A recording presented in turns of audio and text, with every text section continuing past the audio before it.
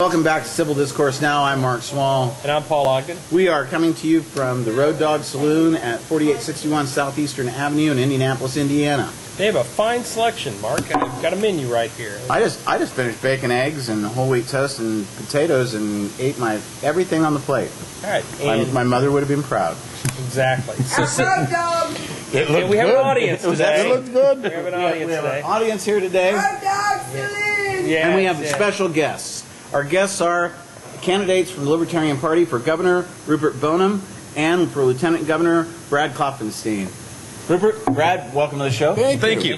Went to your website, and it's What is your website? RupertForGovernor.com. Okay. And I hit the tab for issues, and you have several. I mean, obviously there's a bunch of issues that people face in any state.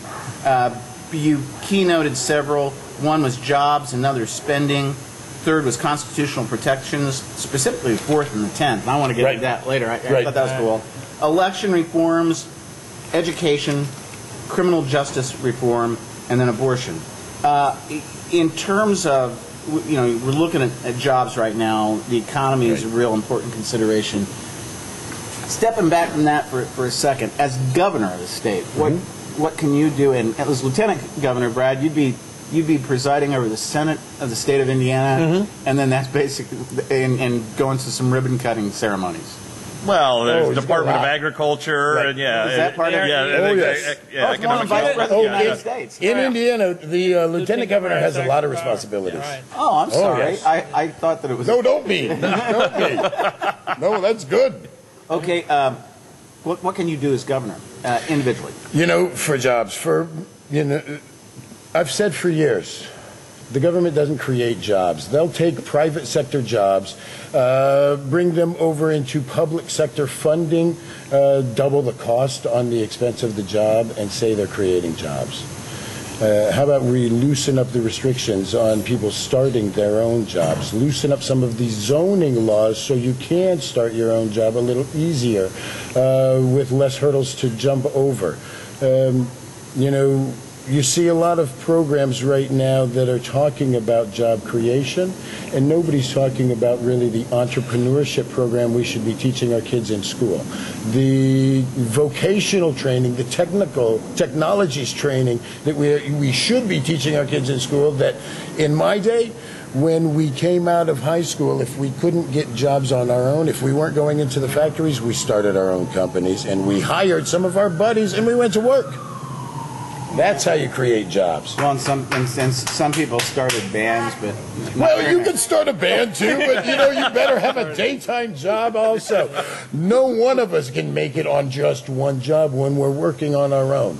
And teaching people how to take that hand that we're encouraging some now to hold out and take government dollars, and how to put that hand back and go to work on your own. Yeah, but there are some jobs that we have to have in government. Oh gosh, yes. Because we were talking before we went on.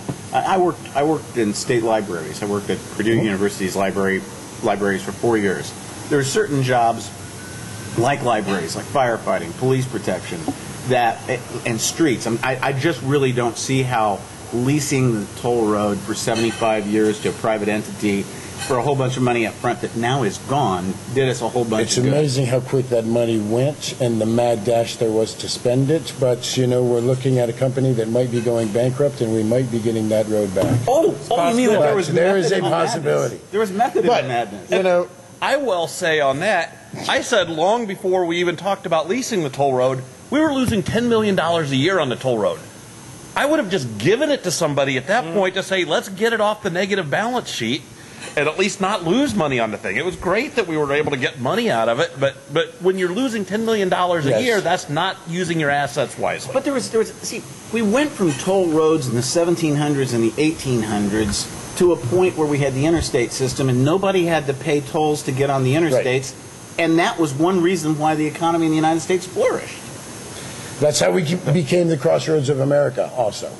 Indiana became the crossroads of America because of the interstate system. We have more interstates come through Indianapolis than any other city in the United States. Now, honestly, though, to get back to spending those government dollars on the social services, the entitlement programs, the programs that are helping generate still knowledge and information to some of those in our economy that need it the most, that are struggling to get jobs, that are struggling to get legal employment and clean, safe, nice, affordable housing.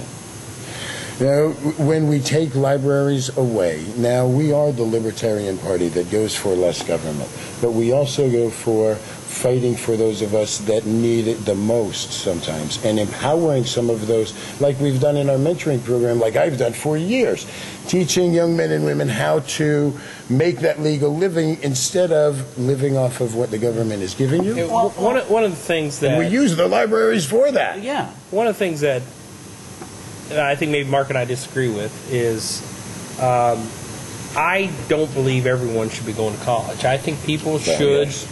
And Mike Pence got panned for it big time, a Republican candidate for governor, about having programs, vocational education, about going back to that, steering people that don't want to go to college, that aren't going to be college grads.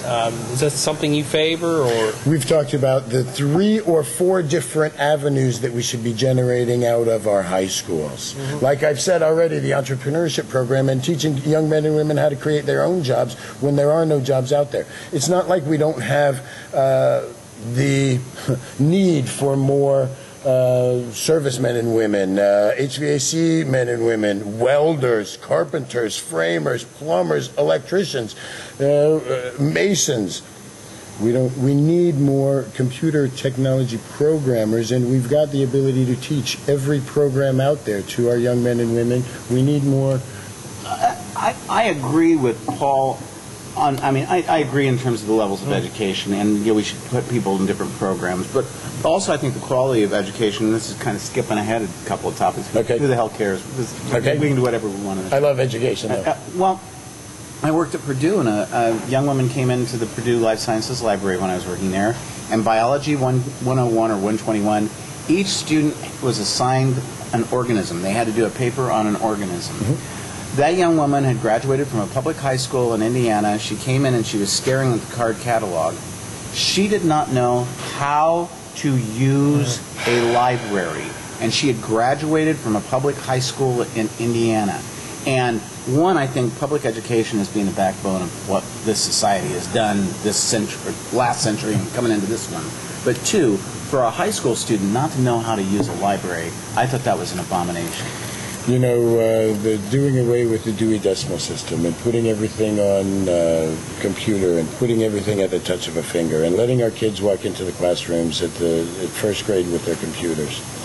And encouraging that. When the calculators first came out, we couldn't walk into the classroom with a calculator. You had to know what was going on before you could use something that helped you do that. At DePaul, we weren't allowed to use a calculator. They had just been created. You couldn't use a calculator in a math class unless everybody else in the class had a calculator. Being able to run the program in your head before you have something that's generating that program for you. In other words, teaching somebody how to create the answer without teaching them how to pick the best of 4 on a multiple choice test. Or teaching them how to do division and multiplication without pressing buttons that's going to give them the answer. Finding value in empowering our young men and women to not only be able to write the essay answer, but be able to come up with questions about life. Not pick the best of 4 answers, but learn how to think and process for themselves, how to problem solve. If we want to really reform education, we better start in kindergarten and first grade and move up from there. Your website talks about more educational choice. Right.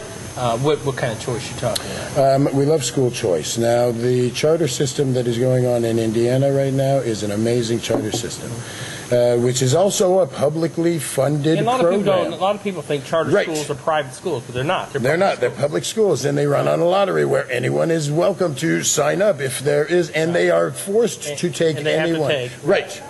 And I love the charter system, and my daughter actually in high school is looking at some of the charter schools around town.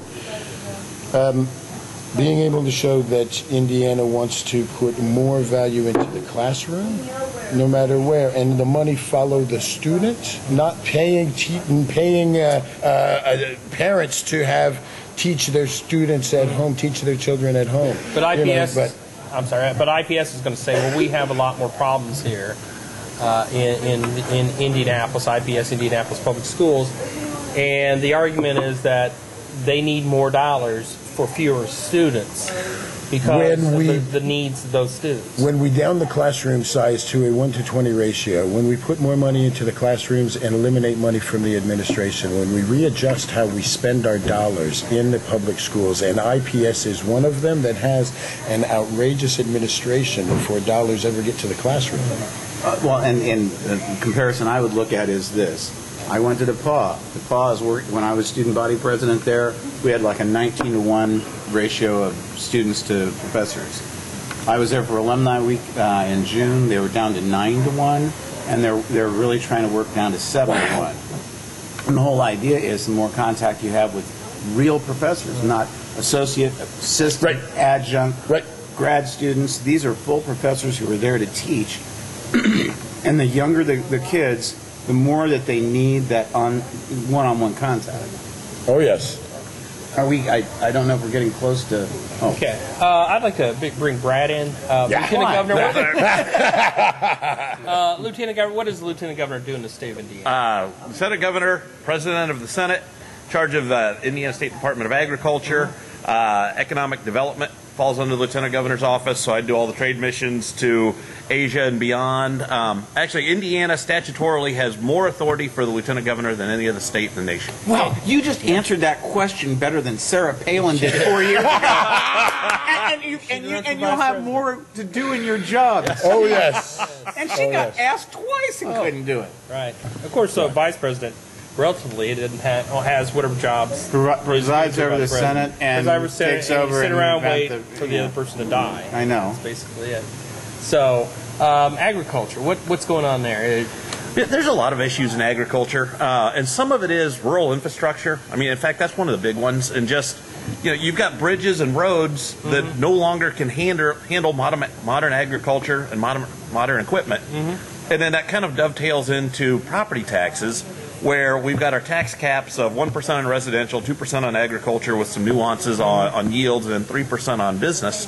While business and residential have been depreciating, which they're already capped out, so our tax revenue from those sources is going down.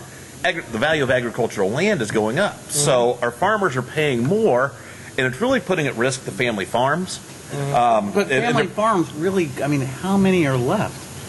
Well, you'd be surprised how many family farms are still left. I'm from a rural area originally. I'm it's amazing how many are leaving. There are leaving. And it's hard to get by on a 500-acre family farm now. The family farms are more like 1,000 and 1,500 and 2,000 acres. And those families that are farming are leasing land or making other arrangements. So they're farming 5,000 and 6,000 acres. Right. Exactly right. So, but yeah, agricultural land has almost doubled in value over the last 10 years, and suddenly when you have acreage that's going at $7,000 an acre, but your yields are about the same, you haven't realized any of the increase in that value until you sell it. And so the burden that agriculture is having to share for libraries and schools, and I said this in my debate, hogs don't go to school and corn doesn't use libraries, they're suddenly paying far more than their fair share. We're at the end of our second segment. The first segment with you guys on as our guest. We'll be back in just a minute. Probably the first one. Will never be. We're going to wrap up this segment. We'll be back in just a minute.